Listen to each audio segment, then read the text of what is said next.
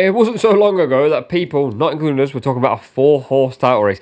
And now we're looking at a 2-horse race in the Premier League because Arsenal are at only a 5% chance of winning the league according to Opta, Man City 34%, and Liverpool at a whopping 60%. Doesn't equal 100, so I'm really keen to know what the other percent is on. But Kweku, what do you think? Is this a 2-horse race now? No, it's a 3-horse race. There are 3 teams in this Premier League that are capable of winning the league, and that is Liverpool, Arsenal, and Manchester City. Of course, Arsenal's chances are reduced because of their start to the season, but they played against City, got a draw. They probably should have won that. Played against Liverpool, got a draw. We've seen Arsenal against the top sides in this country, and they've played well. So I'm not ruling them out already. Of course, their margin for error is a lot slimmer now because of their poor start to the season, and that's reflected in the only 5% chance of winning the league. But I think Opta are bugging. I think that there's a virus in the system because that's just too low. We're only 11 games in. Well, there is so much football to be played. Arsenal still have to go to Anfield. Obviously, it's not a happy hunting ground. Man City have to come to the Emirates. There's still so much to be played. There's still so much of the story to be written, and I think that Arsenal have got not just as much chance as Man City, but not too far off because this is a City team that are reeling right now. The biggest stat machine in football. You're bugging. You're bugging. I agree on almost all fronts. I think it's a 4-horse race. I think Chelsea win with a chance. I don't see how you can see Chelsea on the same points as Arsenal as they are at the moment. The fact that they've played much better football and the fact that they've probably still got a few gears to go. I don't know why everyone's ruling them out. I understand that there was this whole perception at the beginning of the season that it's going to be between City, Arsenal and Liverpool. No one expected Liverpool to play the way they are. No one expected City and Arsenal to play as badly as they have. And no one expected Chelsea to play as well as they have. So anything is possible. We've all said it until we're blue in the face. I do think that the points total will be the lowest it's been in years this year. And I don't see why an outsider couldn't take that place. If something happens to a Van Dijk or a Mo Salah, Liverpool will start slipping down the table. Rodri's not there all year. I think it's quite unlikely to expect City to be able to win the title this year with an aging midfield and with no Rodri. Arsenal aren't playing their best football in any way, shape or form.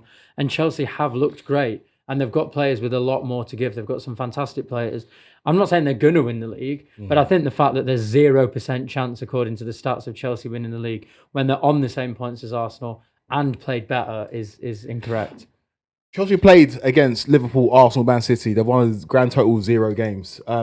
They've shown against the biggest teams in this country, they're just not there yet. What I do agree with, though, in terms of the discourse and the narrative of it, is that by January the 1st, people will be saying that Chelsea are in the title race because if you look at the fixtures coming up, Chelsea have got some very, very winnable fixtures between now and Christmas. So I do believe that come the new year, people will be saying that Chelsea are in the title race, will be comfortably in the top 4. But in terms of just those fine margins, those big games which do win you the title, Chelsea just haven't got that yet. I think maybe where what you said there, those fine margins win you the titles. I don't think fine margins are going to win the title this year. Oh, really? I agree with Kim and also what you said in a previous video that this will be one of those seasons where if Man City do just continue to tail off, there's no reason why Chelsea can't come in as a front runner purely because of the nature of the season. Like if you strip it back, Arne Slot at the start of the season at Liverpool was not meant to be winning the league. Yeah. So him winning it is actually like what an achievement.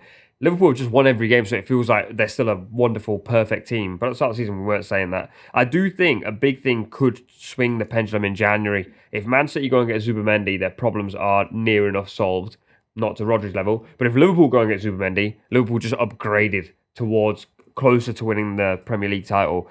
Do you think that's going to have a big thing to play? Do you think January could be big? I think January is never as big as people think it is. People always make out, we just get to January within touching distance and we'll buy a striker, a defender, and it makes a difference. It's probably not going to happen. And we've said it for years. Every single time Pep Guardiola's bought someone, we've said, give him a year. Give him a year to settle in and then we'll see the best of him. You're expecting a Zubimendi or a player of that ilk to come in and immediately hit the ground running and replace the Ballon d'Or winner.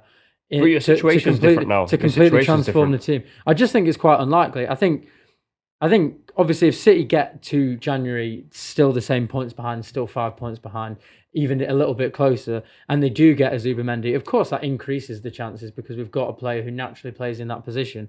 I don't think it's a sort of one shoe fits all. I don't think that is necessarily going to tip it in the balance. I think the question is, are we already down to a two-horse race in the Premier League? Honestly, my honest belief is if Liverpool continue to do what they do, they will win the league. And I cannot see any reason why they wouldn't. They've come up against pretty stern tests. There's not that many more tests. There's not that many higher levels that they can go to in terms of games played. They've got through them all. I think barring any injury, which Liverpool, I don't know, I feel like I've been fairly lucky with over the last year or so, especially when it comes to the big players, when it comes to your Van Dijks and your Salahs. I think barring an injury to those three world-class players in Salah, Van Dijk and Trent, there's no reason why Liverpool won't win it, because the other two aren't good enough. And if the other two aren't good enough at the moment, and if you guys are writing off Chelsea, then who else is there to challenge? Just an FYI, Trent is actually injured right at this moment in time, and Alisson has been for a while, so maybe Liverpool haven't been so lucky with injuries. Fairly lucky compared to those around them, it's got to be said. Who wins the league at this point? Let's go for an early prediction. Yeah, Liverpool. I don't know who. No, say it. At this moment in time, Liverpool. At this moment in time.